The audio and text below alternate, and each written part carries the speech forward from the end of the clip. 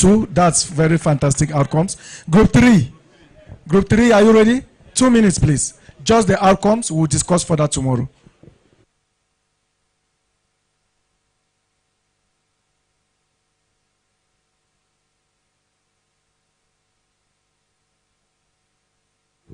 Hello. My name is Ayo. I will be speaking to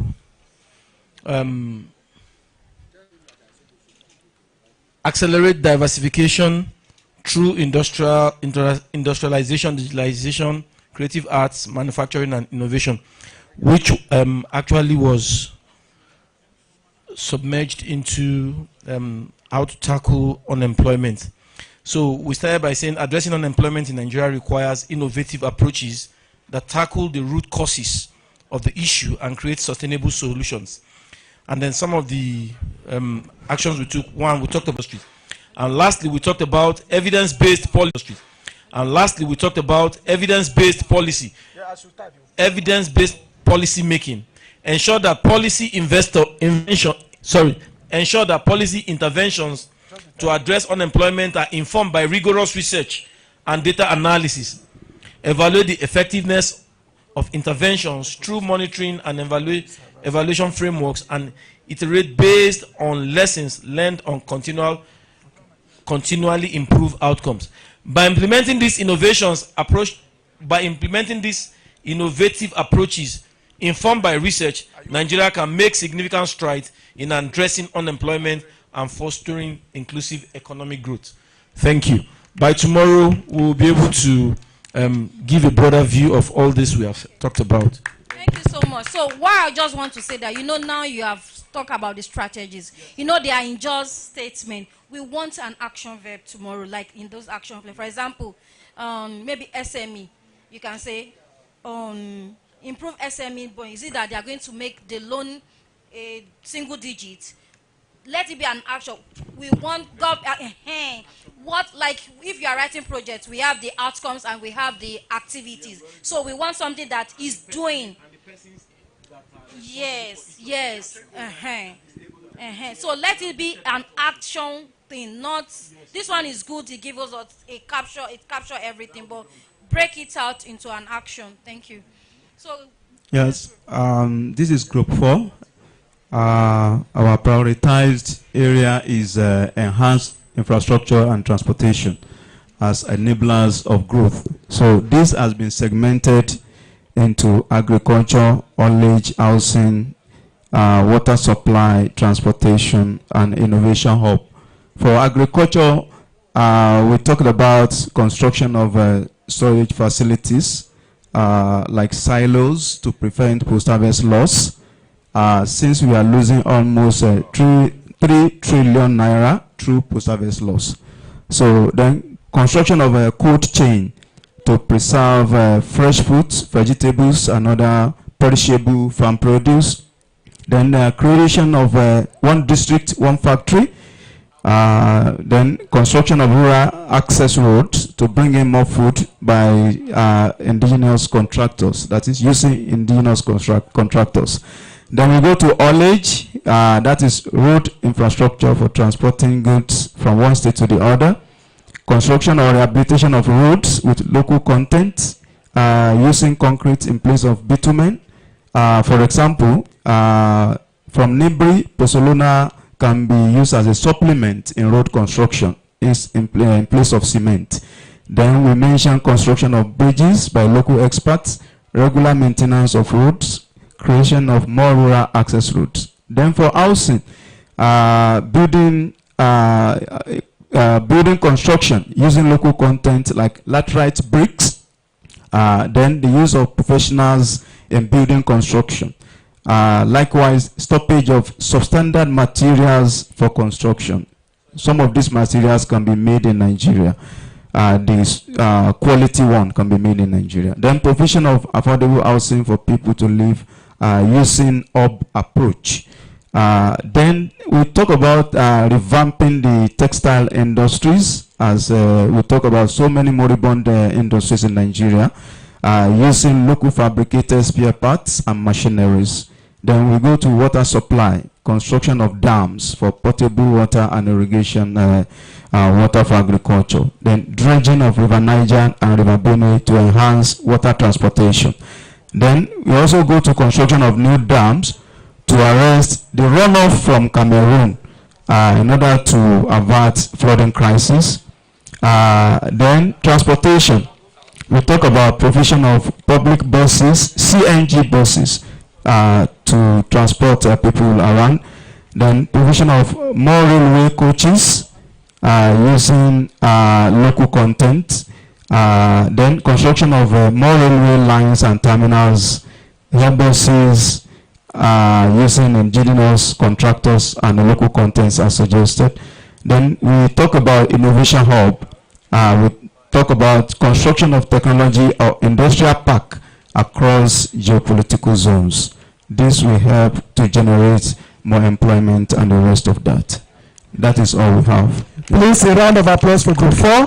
Thank you so much for those fantastic outcomes. Rapporteurs, I hope everything is captured properly. Please articulate the outcomes clearly. Let's go to Group 1, please. Group 1. Group 1? Yes.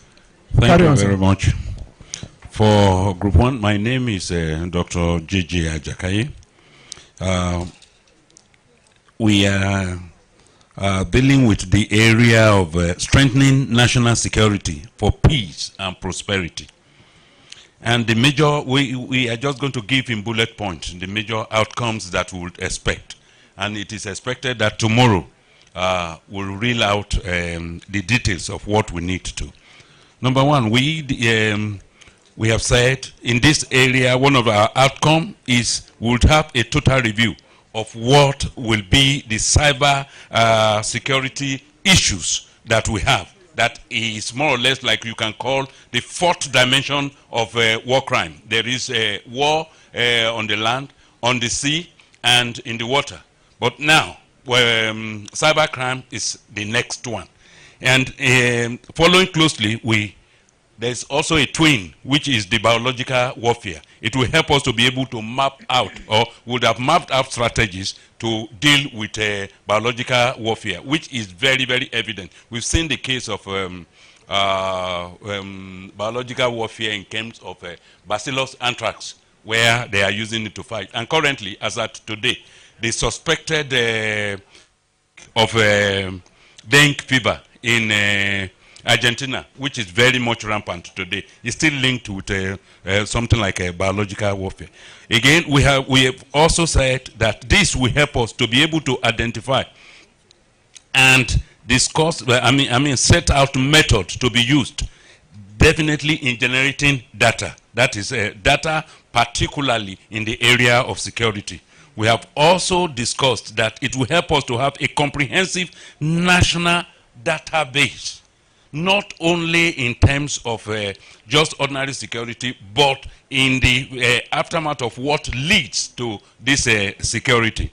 Also, one of our outcomes is it will help us to be able to streamline and get in real-time data that will help us to be able to do recruitment of not just youths, but every type of recruitment that we want to do, such that once we have profiled them, we will know that you cannot just recruit youths that are taking drugs. There will be certain profiling that will give the type of youth that, or the type of recruitment that you are going to do, whether in the military, whether in just in agriculture or everything. Take, for instance, to bring this point home, if in the military you are going to take recruit people that are already chased up with drugs, you will be causing a greater problem.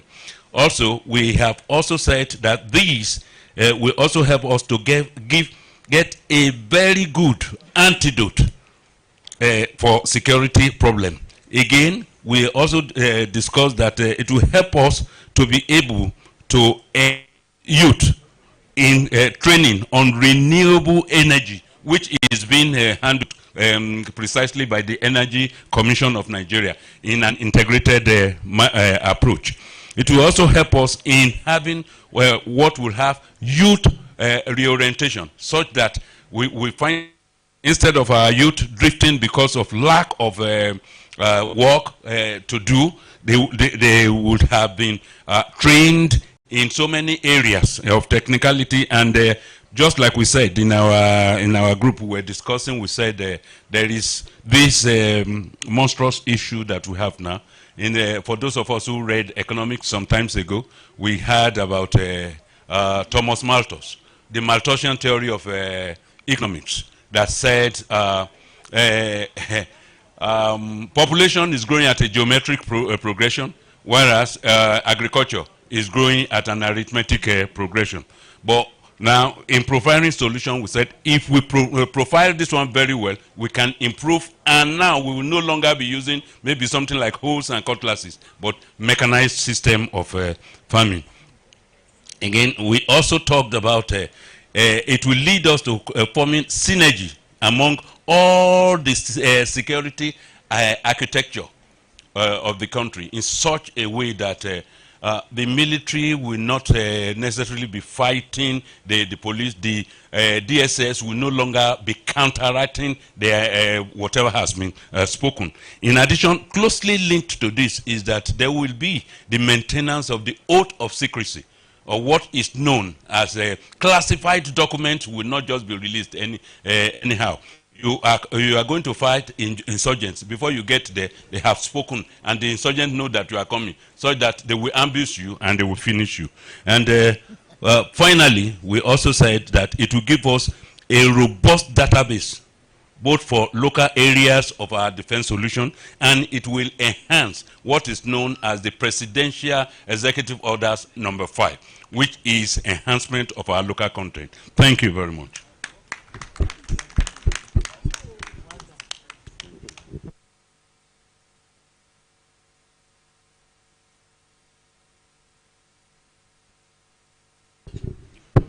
Thank you.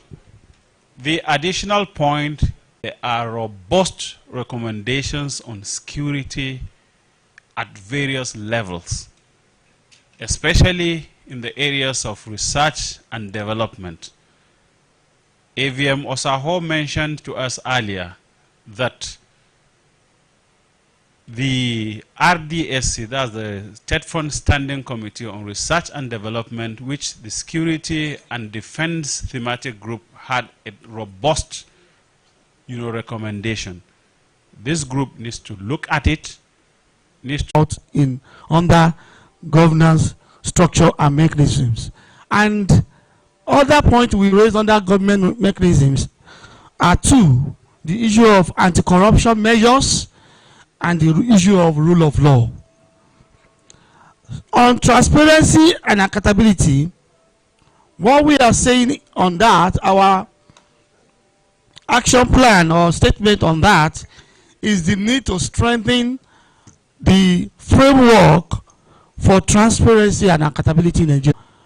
To what extent those structures are working, we need to look at that. And that is why we brought out the issue of... Please, you turn it to verb, action.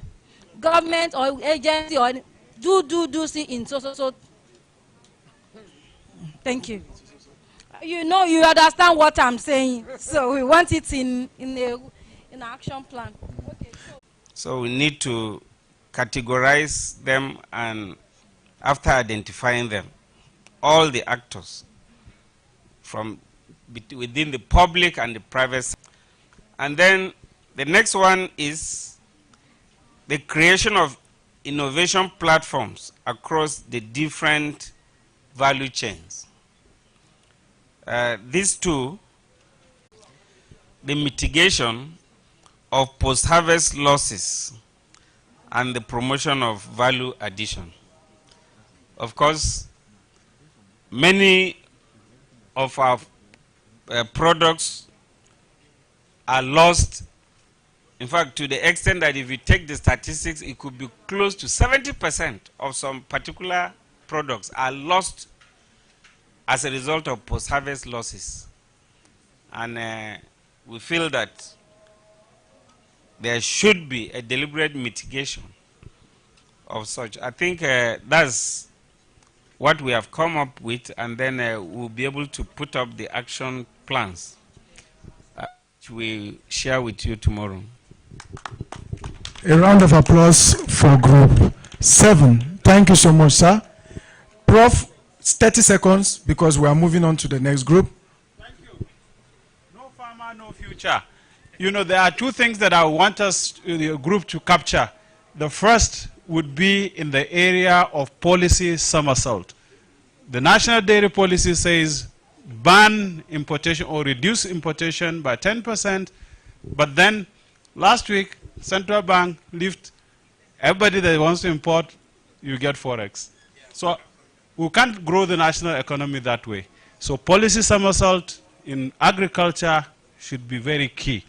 Secondly, we must find a way of making agriculture very attractive to the youth. Okay, captured.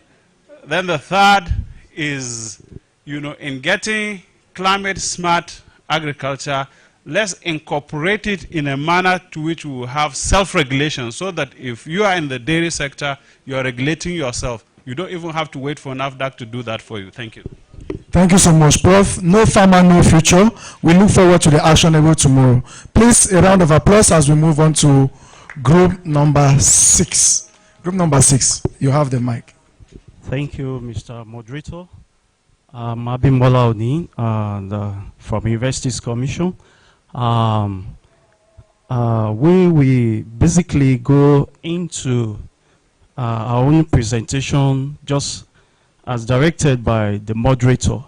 We'll stick to the bullet points so that we will not run you through some of I'll bore you with some of our discussions earlier made during the assignment given to us.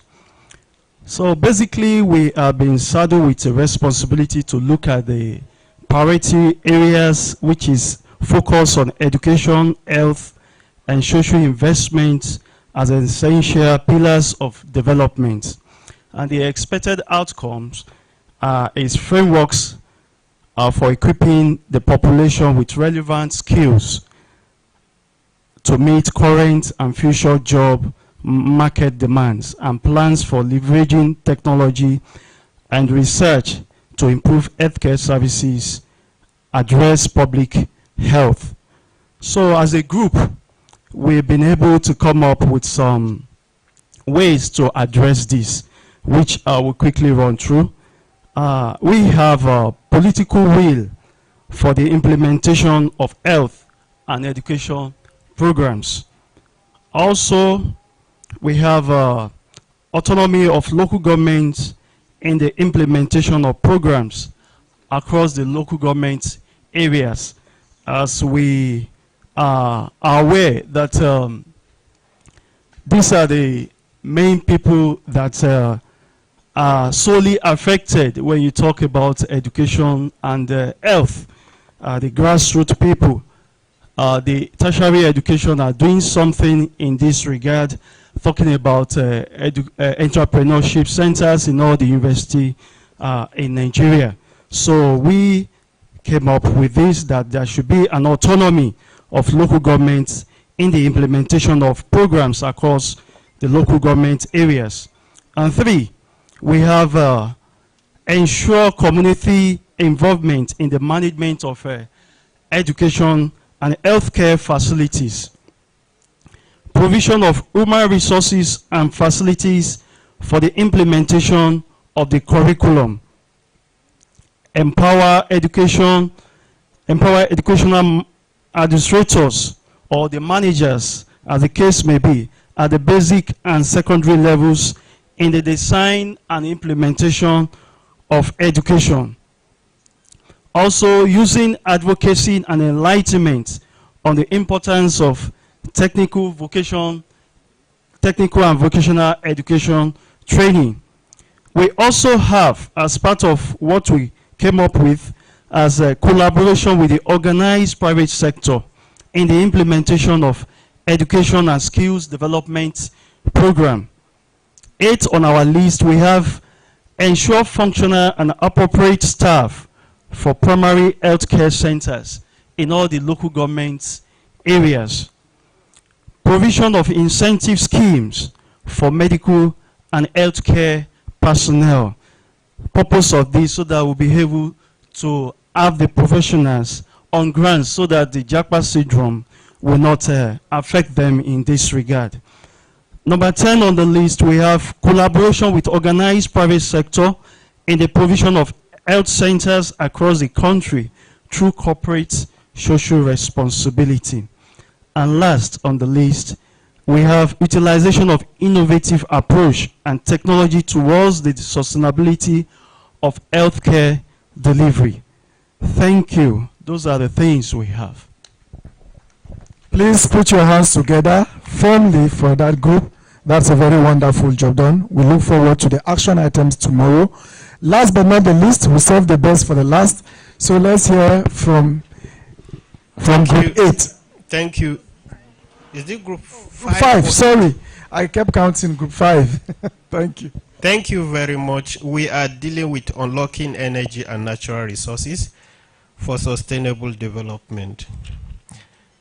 We're able to put our heads together to look at the topic, and it goes this way. First of all, we identify the energy and natural resources available, although we'll have liked this topic to be energy/power, because the two go concurrently. So we have hydro, gas, wind, solar, and biomass. Two are in common for now, which is hydro and gas. That is the larger part. The remaining ones are complementary. Now, challenges associated with the above listed: lack of national goal. Because for any nation to drive, there must be a national goal towards which all MDAs, stakeholders, and also private organizations can key into for a smooth achievement. 2, centralization of energy policy. 3, lack of clear budgeting system, policy, and also legislation. Then privatization of energy sector, insecurity, concentration of research funding to universities alone. These are few challenges identified. Way forward and outcome of our meeting: the need for national goal in energy and power sector and RDI is very important. Research funding should not only be limited to universities, rather private and public sectors, that is institutions, and some individuals that have distinguished themselves in research. Review of privatization policy. Our energy and power privatization policy is also a challenge to this country, and that needs to be looked at. Decentralization of energy policy to license the state government and private sectors to be able to provide power and energy to states. I know this one is ongoing, so the government needs to do more on this. Clear line budgeting system to support energy and also research, development, and innovation. Youth/brain reorientation. This is very important because we're dealing with a generational gap, whether we like it or not, that are set into our system in Nigeria. And the second one is the Gen Z generation. These ones don't like anything physical work. So you must manage them to integrate them into the system. Yes, I can see a sister shaking her head. You prefer to... So this is a very, very serious matter, because whatever we're able to do now, and we cannot be able to bridge the generational gap and also to carry the Gen Z along, we will have an issue. Investment in energy sector is also key. Skill development for sustainability in energy sector. If we're able to come up with all the regulation policies, then definitely for sustainability To key into what we put in place, there must be a skill development and continuity of our program. The last we have is curbing insecurity. A group has discussed this, but we also have it as a key point in our resolution. Thank you very much. Please, a round of applause. A round of applause for all the work that you have put in. It's been almost 3 hours of intensive collaboration, cooperative drafting of outcomes of these 8 presidential priority areas. We are extremely grateful. Let me also do further announcements before I do the vote of thanks. I would like to invite maybe a volunteer that has not spoken all day to give us the vote of thanks. Do we still have the rep from M10 Foundation? M10 Foundation rep, are you here? Please, come and do the vote of thanks. Let's hear from the funders, because I could hear funding, adequate funding, inadequate funding. Let's listen to the man who has the funds. Please put your hands to him. Rep from M10 Foundation. He will give the vote of thanks, and then we'll take announcements and go for lunch. Thank you, sir. Your name and then you. This was like a setup. Okay. Good afternoon, everyone. I'll stand on protocols that had existed. My name is Joseph Akpata. Okay, I work with MTN Foundation. I'm Portfolio Manager, National Priorities.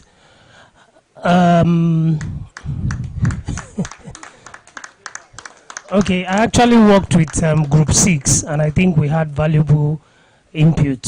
This is a welcome development, and I see the stakeholders that are in this space. I want to actually say that the stakeholders mapping was actually complete by the organizers in bringing the different categories of stakeholders to champion this cause. And I strongly believe that with the valuable insight that the different groups, the priority areas that the different groups had worked on today, we all heard what the action points that they all brought out. And I strongly believe that by the time we come tomorrow and now begin to think of, we'll begin to drill down to the expected outcomes, the short-term, medium-term, and the long-term outcomes, the actions that we're going to take. I think we'll have a comprehensive plan and roadmap that we've been talking about to work with. And I strongly believe that we'll have something reasonable to produce. Congratulations to everyone. Thank you to everyone for the support. We expect that we'll all turn out refreshing tomorrow to conclude on what we have to do tomorrow. So at the end of the day, we'll be completing very successfully. Thank you to everyone. I think the organizer said we still have lunch for ourselves. Those that are fasting, we wish you well, and I believe they've all organized themselves and taken their lunch. And for the rest of us, let's continue the networking and have our lunch and safe trip to your various destinations. Thank you very much.